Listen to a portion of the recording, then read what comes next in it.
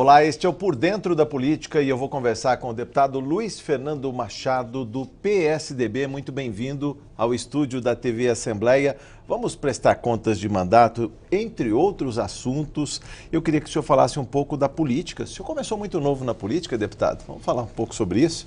Comecei sim, Jorge. Comecei como dirigente estudantil. A minha participação na política, ela se inicia a partir do movimento estudantil. Eu tenho formação na área do direito e lá fui durante muitos anos, durante 5 anos na Faculdade de Direito, tive a oportunidade de não só presidir o diretório acadêmico, como participar de áreas como a diretoria cultural, diretoria social. Então, a minha participação política inicia no movimento estudantil. Logo em seguida, tive a chance de presidir algo que eu considero extremamente importante, que é o Conselho Municipal da Juventude, lá no município de Jundiaí. Foi o primeiro conselho criado no estado de São Paulo. Eu tive a chance de presidir, elaborando políticas públicas para jovens e adultos e depois, aí sim, na política partidária. Mas o início da minha vida pública vem exatamente do movimento estudantil. Vereador, presidente da Câmara de Jundiaí, vice-prefeito, depois deputado federal. Vamos falar sobre isso também? Exatamente. Após a minha participação política se dá no início na Câmara Municipal, eleito vereador, logo em seguida presidente da Câmara. E fui vice-prefeito de Jundiaí, de um prefeito chamado Miguel Haddad, um prefeito que hoje é deputado federal. E na sequência tive a chance de ir a Brasília como deputado federal e agora nesse retorno a São Paulo como deputado estadual. Tenho aí uma história de alguns mandatos na vida pública. Vamos falar um pouco de competências, a diferença, até para o nosso telespectador saber qual é o trabalho de um deputado federal e de um deputado estadual. Há muita diferença em termos de competências? Em termos de competência, há a diferença da esfera. No Legislativo Estadual, nós atuamos fazendo projetos de leis de interesse do Estado, fazendo a fiscalização do Poder Executivo e, naturalmente, as ações de interlocução junto aos municípios. Sim. Você muda de esfera de competência. Quando na Câmara Federal, eu fazia a fiscalização das contas da Presidenta da República, assim como dos órgãos federais, fazia projetos de lei em nível federal e também essa interlocução entre o Estado e os municípios, especialmente, que representam com a esfera federal. Modifica um pouco a amplitude, mas a competência é legislativa e nível de fiscalização do Executivo. Muito se fala das prerrogativas parlamentares. No caso de um parlamento estadual, pouco sobra para legislar nos parlamentos estaduais. Os problemas ou estão no macro, né, em Brasília, lá no Congresso Nacional, Câmara e Senado, ou nas câmaras municipais. O senhor já foi vereador e sabe que a população e o eleitor batem a porta. E para a Assembleia Legislativa, como é que o senhor espera desenvolver o seu trabalho? Há um vácuo, naturalmente, de competência em termos legislativos. Você coloca muito bem, Jorge, com muita perfeição, aquilo que nós vivemos hoje em nível de parlamento estadual, no Brasil como um todo. Um esvaziamento. Um certo esvaziamento, exatamente em razão da falta de competência legislativa. Mas eu, particularmente, acompanho e acho que o brilho do parlamento está nos debates, nas comissões permanentes, na fiscalização do Poder Executivo, e, naturalmente, também naquilo que são as interlocuções feitas com as bases eleitorais dos deputados com o governo do Estado. Então, por mais que tenha esse vácuo, e há efetivamente um vácuo de competência legislativa no Parlamento Estadual, eu tenho a impressão que o brilho não se apaga, em razão de tudo aquilo que ainda nos resta a fazer como competência. Sim. Então, estou muito feliz em poder vir ao Parlamento Paulista e poder aqui contribuir com o desenvolvimento do Estado de São Paulo. Mas como conquistar corações e mentes do eleitorado e do contribuinte, aquele que paga impostos, digo isso, porque as pessoas já não suportam mais pagar impostos. E mais do que isso também tem dificuldade em cumprir leis, principalmente porque não as conhece. São muitas leis, há um cipoal de leis. Então, como fica o trabalho, sendo que há que prestar contas às suas bases, mas também a todos os munícipes dos outros. Não são 645 municípios no estado de São Paulo, deputado. Jorge, você retoma um assunto que é extremamente importante. Eu acredito que o protagonismo do Poder Legislativo está efetivamente no desenvolvimento de boas discussões. Sim. Nós temos no país, infelizmente hoje, o hábito de discutir a política com o viés das próximas eleições. Nós esquecemos de discutir a política com o viés das próximas gerações. Falta isso. Falta um espírito um pouco mais estadista para poder fazer com que as discussões do parlamento possam ter eco na sociedade. Nós nos transformamos, nos fechamos, nos envelopamos. Aliás, uma expressão sua, o envelopamento do Poder Legislativo, que efetivamente acontece. Agora, acho que nós vamos buscar esse protagonismo informando a sociedade que aqui há ação efetiva do Parlamento Paulista e a eficiência do Parlamento Paulista, que é um parlamento de maior abrangência na América do Sul. Um dos mais eficientes também no trato da coisa pública, deputado. É importante falar, a população de São Paulo, 42 milhões de habitantes, para um orçamento de 204 bilhões que está sendo realizado este ano. Mas como dividir esse bolo orçamentário sabendo das verbas carimbadas, seja da educação 31%, saúde, segurança pública que consome, que drena muito as finanças dos estados. O que falar dessa divisão do bolo, que também é competência dessa Casa de Leis, né? Sem dúvida. Aprovar o orçamento que vem da Secretaria de Planejamento, da Secretaria de Fazenda. Na minha avaliação, é eficiência. Eficiência. Eficiência, Jorge. O cidadão, de uma forma geral, ele tem uma certa resistência à classe política, especialmente aos poderes constituídos, e há hoje uma grande discussão em nível nacional das manifestações, tudo aquilo que o cidadão busca. Ele quer eficiência, ele quer uma educação que seja de qualidade, uma segurança que seja efetiva, que seja eficiente, ele tem o interesse em ir ao hospital público no momento em que a sua família, o seu filho, encontrar médico. Sim. Então, quer dizer, hoje, muito do que se tem de crítica à classe política, na minha avaliação, é exatamente porque nós não conseguimos nos comunicar de modo eficiente e, por muitas vezes, a ação do poder público não é eficiente. Nós precisamos ter um sistema de transporte que funcione, precisamos ter um sistema educacional que funcione, precisamos ter um sistema de segurança pública que dê respostas ao cidadão. Então, eu tenho a convicção muito clara que nós vivemos um momento de transformação na vida política brasileira e essa transformação não atinge um governo e nem um partido político. Atinge um segmento, uma classe chamada classe política. Sim. Não há como se não conjecturar, não refletir aquilo que estamos assistindo nas ruas, não só no estado de São Paulo, mas no país como um todo. E eu acho que nós assistimos exatamente isso.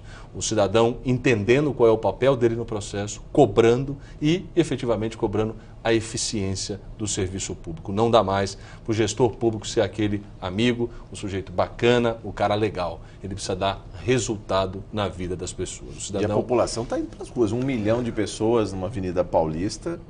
Isso, de alguma maneira, é um recado, aliás, muito explícito, né? Uma voz alta, né? Pedindo mudanças, deputado. Aliás, eu vejo aqui que o senhor dialoga bem com as redes sociais, a sua página pessoal, com 28.451 visitas e buscas. O que esse visitante da rede cobra dos políticos? Haja vista que existe até um certo desalento da política, principalmente a juventude, né? Está afastada, apartada da política. Exatamente. E é um desastre, né, Jorge? Porque não renovam os quadros. Você tem um afastamento da juventude da classe da política de uma forma geral. Você vai transformando a esfera arejada, a esfera com ímpeto de mudança em secundária. A juventude vem se transformando numa oponente da classe política, o que é muito ruim. O Fernando Henrique Cardoso, recentemente na Folha de São Paulo, ele faz uma análise muito interessante do país como um todo. E diz uma expressão que eu quero aqui retomar. Ele diz, nós temos hoje um grave problema econômico, mas a solução é política. Sim. Toda e qualquer solução para problemas de Estado passa pela política. Essa solução passa pela política. Quando você observa que as manifestações, especialmente as recentes manifestações, elas têm um caráter de reunir a sociedade e de repelir a participação da política, não do político, Sim, mas não dá voz aos políticos. É muito ruim, porque você vai criando uma circunstância em que aqueles que são responsáveis efetivamente pela busca da solução se afasta da busca da solução. Por quê? Porque não tem conexão com a sociedade. Nós precisamos transformar esses movimentos, não em movimentos ligados a político ou a partidos políticos, mas ligados às instituições que possam efetivamente dar o respaldo que a sociedade merece. Eu percebo, e hoje a minha grande ansiedade quando vejo os movimentos, é exatamente isso. Com quem eles vão dialogar? Para quem eles vão buscar uma agenda, uma pauta positiva para o Estado, para o país? Como se fazer isso? Então não é afastando a classe política. Nós precisamos aproximar a política das pessoas. Mas é natural. Jorge, hoje você abre o noticiário político, ele não tem nenhuma diferença com relação ao noticiário policial. Pois é muito escândalo. É só escândalo. Então, quer dizer, e aquilo que por muitas vezes dá a manchete é o escândalo. Nós temos boas ações praticadas nos 3 níveis de parlamento. Já estive nos 3, na esfera municipal, estadual e nacional. Nós temos boas ações nos parlamentos, mas que não ecoam na sociedade. Sim. Infelizmente, é aquela famosa brincadeira. Não dá manchete quando se diz o cachorro mordeu a pessoa. Mas quando diz a pessoa mordeu o cachorro, aí dá capa de jornal. Então, infelizmente, nós temos também esse sempre reflexo negativo das ações da política. E essa ânsia de mudar e um certo negativismo dos brasileiros com relação aos seus governos, seja o governo municipal, o governo do estado, o governo federal. Não estou poupando aqui nenhuma legenda. Mas é importante que se diga que parcela da população brasileira, principalmente com mais de 40 e menos de 70 anos, vive uma angústia daquele país que eles aprenderam lá atrás, né, ou nós aprendemos lá atrás, que era o país do futuro, e parece que nunca se realiza, deputado. Eu acho que há avanços institucionais no país, a nossa democracia é recente, nós não somos um país de vida democrática longa, nós temos aí algumas eleições somente com um crivo efetivo da escolha da população pelos seus políticos. Acho, Jorge, que nós não podemos, em hipótese alguma, criar essa criminalização da política. Até porque é muito importante dizer, e eu digo isso com absoluta tranquilidade, inclusive jurídica, de que há no parlamento o reflexo da sociedade. A Câmara Municipal da sua cidade, no modelo de democracia representativa, representa o que é a sociedade da sua cidade. O Parlamento do Estado de São Paulo representa o reflexo da sociedade paulista. Exatamente. E o Congresso Nacional, e não há aqui uma ofensa a quem está nos assistindo, é o reflexo da sociedade brasileira. Então você tem advogados, você tem sindicalistas, você tem aqueles que não são letrados efetivamente, você tem aqueles que são representantes de segmento, você tem artistas, enfim, você tem todo o modelo ali dentro representado. Então não há como se crucificar aquele que é o seu interlocutor. Político nenhum que está na Assembleia Legislativa do Estado de São Paulo chegou aqui de paraquedas. Foi eleito, aliás, por uma avalanche de votos. Exatamente. Para fazer uma cadeira nessa Casa de Leis são 219 mil votos. É isso pois mesmo. Não é pouco, não. Não é pouco e há de se respeitar. Porque, independente qual seja a posição, eu tenho uma convicção muito clara. Independente de qual seja a linha ideológica, ela precisa ter vez, ela precisa ter voz. Eu não vou combater jamais o direito de alguém manifestar aquilo que pensa, mas também quero ter o direito de manifestar o que eu penso. Porque tem uma linha ideológica, tem uma linha de formação política, tem uma linha de formação pessoal. Então é nisso que eu acredito. Acredito que a beleza do parlamento está no debate, a beleza do parlamento está efetivamente em construir uma sociedade ao lado da sociedade e não distante dessa própria sociedade.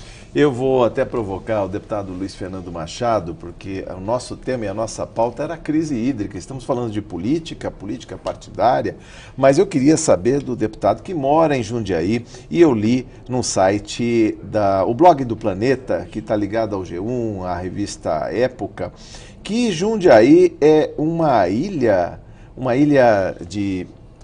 de abastecimento num estado que vem vivenciando aí cidades com sérios problemas de abastecimento de água. Está no blog do Planeta. Ilha de abastecimento, deputado? Vamos contar essa história. Aliás, é uma história de planejamento, não é? Sem dúvida. Uma história de planejamento que não se deve a um gestor, se deve a uma geração de gestores que olharam para frente. Há 25 anos, 20 anos atrás, os gestores em Jundiaí já vislumbravam um modelo de represamento de água, de abastecimento da cidade, garantia para o seu cidadão de que em períodos de seca nós teríamos reserva de água. Então isso é um projeto que vem desde o Ibis Cruz, passando pelo ex-prefeito André Benassi, que teve uma grande responsabilidade na construção de uma represa. Nós vivemos uma crise hídrica em nível nacional, atingindo aqui Minas Gerais, São Paulo, Rio de Janeiro, enfim, não há estado que esteja poupado pela crise hídrica. E Jundiaí, ela se sai muito bem nesse período de crise, e nós temos uma represa que tem hoje capacidade de armazenar 12 bilhões de litros de água. E 12 bilhões de litros de água. Para uma cidade que tem quantos mil habitantes? 350 400 mil 400 mil habitantes. O IBGE, os institutos que avaliam a quantidade de habitantes do município, eles sempre jogam para baixo, porque está aí um bolo da divisão do Fundo de Participação de Município. Então, o bolo tributário passa pela população. Então, nós temos cerca de 400 mil habitantes, sem a menor perspectiva de falta d'água. A menor perspectiva, porque tiveram gestores que pensaram nisso. Ibis Cruz, Pedro Fávaro, André Benassi, Miguel Haddad, Ari Fossa, enfim, foram todos dando continuidade. E falei aqui políticos de inúmeras vertentes partidárias, não estou dando aqui nenhum tipo de privilégio ao nosso grupo que administrou a cidade por 20 anos. Sim. Tem uma grande responsabilidade nisso, mas outros também passaram e deram a sua contribuição. Mas as diretrizes ficaram, ou seja, mesmo em tempos de seca ou de muita água, já se olha a cidade, esse crescimento, esse potencial de crescimento, ou seja, já se faz, são feitas obras para já pensar na Jundiaí do futuro com 500 mil habitantes, por exemplo, é isso que está acontecendo? É isso sim, já tem uma área desapropriada para ampliação do armazenamento de água na represa. Sim. E tem algo, Jorge, que a gente precisa discutir, até porque isso foi fruto de uma fala na Câmara Federal, quando o deputado federal era, de que nós precisamos tomar cuidado com as perdas. Sim. Porque nós temos um volume de perda hoje na cidade de Jundiaí alto, 34%. 34%? Nós deixamos a cidade com 26% de perda, que já é alto. Sim. Nós temos o Rio de Janeiro com 44% de perda na sua rede. Então, isso quer dizer que a água que é captada, tratada, que entra na rede não chega aos hidrômetros. Exatamente. Ela não é tarifada porque ela se perde na rede. Exatamente. Ou é furtada, digamos assim. Exatamente. Você tem inúmeras, ou é furtado, ou você tem uma rede que tem um gato, enfim. Mas de uma forma geral, é ineficiência, são canos antigos, são canos que estão perfurados e a água está exatamente se perdendo por falta dessa redução de perda. Então acho que além de pensar no desenvolvimento e no planejamento para armazenamento de água, nós precisamos pensar em reduzir perda. Não tem sentido nenhum nós vivemos num país onde as perdas chegam a 44%, 50% em alguns estados. Os japoneses que sofrem com terremotos têm as perdas de água mais baixas do mundo, são residuais. E toda vez que há um vazamento, rapidamente equipes vão lá e não permitem que aquilo acabe se avolumando e perdendo água. Mas é interessante falar, deputado, que no caso de Jundiaí, ela tem uma represa que é literalmente uma poupança de água. Tem que pensar que a água que chega a Jundiaí também serve e abastece aqui o sistema Cantareira, ou seja, se lá está seco, por que Jundiaí não está seco? É porque faz o armazenamento. Nós bombeamos na época da seca do Atibaia para a represa. Sim. Essa represa ela tem um conceito muito interessante, vale a pena conhecer. Aqueles que tiverem interesse em conhecer a represa lá de Jundiaí, ela é muito interessante, sim, porque tem um grande parque no entorno dela. O ex-prefeito Miguel Haddad, quando fez a concepção do parque da cidade em Jundiaí, foi exatamente no sentido de proteger a represa, para não deixar com que habitações avançassem pelo entorno da represa. E a mata também protege e conserva a própria represa, evita o assoreamento. Exatamente. Porque o que mais se vê no sistema Cantareira é morro pelado, ou seja, toda a mata foi devastada, as chuvas chegam, carregam os detritos para o fundo da represa e diminui a capacidade de armazenamento. Exatamente. Então você tem o modelo de desassoreamento, sim, você faz como manutenção para manter a represa efetivamente uma boa capacidade e, por outro lado, os investimentos que são periféricos, mas têm uma interferência muito grande na manutenção do abastecimento de água, que é uma grande vantagem competitiva para o município. Sim. Quando você olha hoje, nós temos instalado em Jundiaí a fábrica da FEMSA Coca-Cola, que é a maior engarrafadora do mundo. Em Jundiaí. Em Jundiaí. Nós temos na frente desse grupo FEMSA a Pepsi. Sim. Então são duas indústrias de alimento cuja matéria-prima mundiais estão ali. Estão ali exatamente porque eu sempre brinco com o pessoal da Coca-Cola. A Coca-Cola fabricada em Jundiaí é muito mais gostosa, porque vem da água da Serra do Japi. Mas, deputado, eu queria ouvir do senhor também sobre esta represa e a capacidade de abastecimento.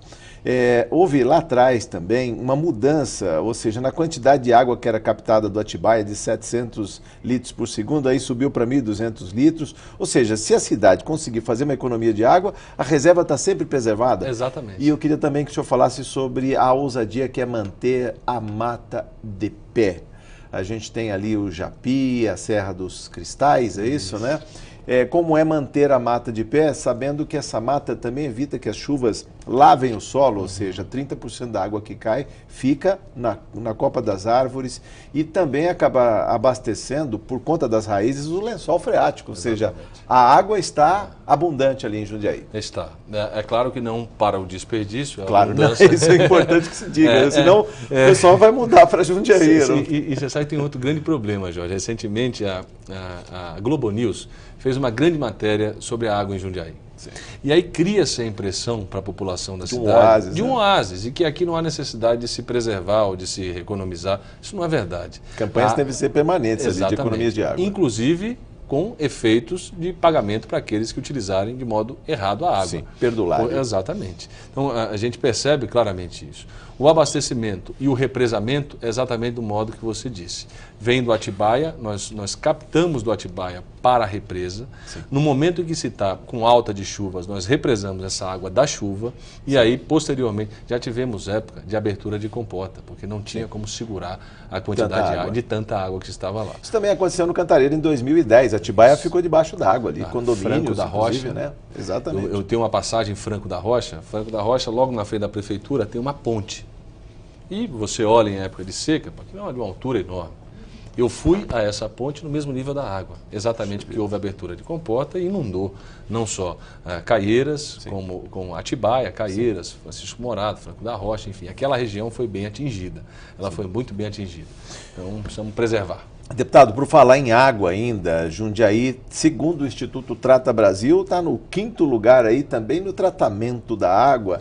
E a questão do esgotamento sanitário, isso é importante falar. A gente capta água, as águas no Brasil já são de reuso, porque um município devolve água sob forma de esgoto para os rios, e na cidade seguinte há captação, tratamento e aí vai. Eu queria que o senhor falasse um pouco também sobre tratamento de esgotos, e isso pode fazer toda a diferença numa época de seca como essa. Ele faz a diferença em época de seca, você está coberto de razão, e faz uma diferença muito alta no modelo de saúde pública. Saúde pública. A ONU tem um dado que a cada $1 que você investe em saneamento básico, você economiza 5 no tratamento curativo da saúde. Então, o investimento em saneamento básico é um investimento preventivo na saúde pública. E isso foi feito também com muita qualidade em Jundiaí. Sim. Nós entregamos 2012 a cidade com 99% de tratamento de água e esgoto em toda a cidade. 99%?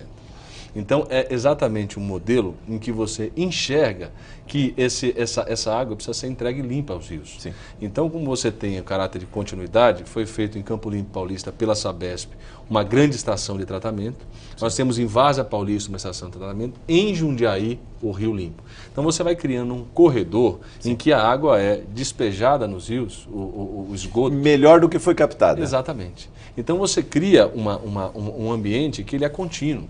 Não adianta. Não tem como você explicar para o mosquito da dengue que ele precisa parar no limite do município A porque o município B faz campanha. Ele não tem GPS.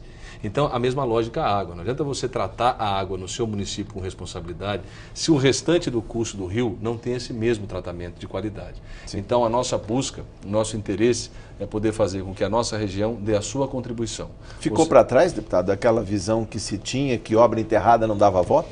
Olha, é uma medida responsável. O cano enterrado não dá voto. E é verdadeiro.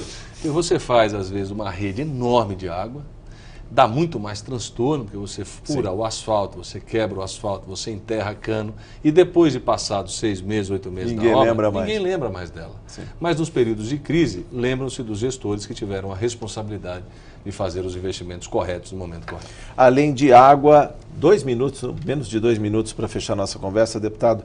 O que falar de perspectivas futuras de desenvolvimento? Eu vejo Jundiaí que está ali, não só entre São Paulo e Campinas, mas parece que está na esquina ali, né? Você tem 2 importantes rodovias cortando a cidade, 3, né? Se a gente contar a saída também, ali onde o senhor falou da Coca-Cola, mas é importante falar também a ferrovia, em termos de logística, a cidade está muito bem, né? A gente brinca que é a esquina do Brasil. Aliás, você se referiu a 2 grandes bairros que, de certa forma, estão no entorno de Jundiaí, que é Campinas e São Paulo. A gente brinca, sabe, Jorge, lá em Jundiaí, que nós não estamos entre Campinas e São Paulo. Nós temos 2 vizinhos, né? Campinas e São Paulo. Mas é a esquina do Brasil. Você tem a rodovia Anguera, rodovia dos Bandeirantes, rodovia Dom Pedro, Dom Gabriel Paulista. Estão entre as melhores do país. Você vai ao Porto de Santos pelo trecho sul do Rodanel em 1h30, 1h20. Hoje servida por 2 aeroportos. O Aeroporto Internacional de Viracopos, que está a 25 minutos de Jundiaí. O Aeroporto Comandante Rolim Amaro, que é o melhor aeroporto da aviação executiva aqui no estado de São Paulo. Então, realmente, Jundiaí é uma cidade muito privilegiada sob o aspecto logístico. é a esquina do Brasil. Lá a gente tem a convicção de que aquelas indústrias, aquelas empresas que procuram a cidade terão efetivamente uma grande cidade, não só para o desenvolvimento das suas atividades, mas especialmente para aqueles que moram na cidade.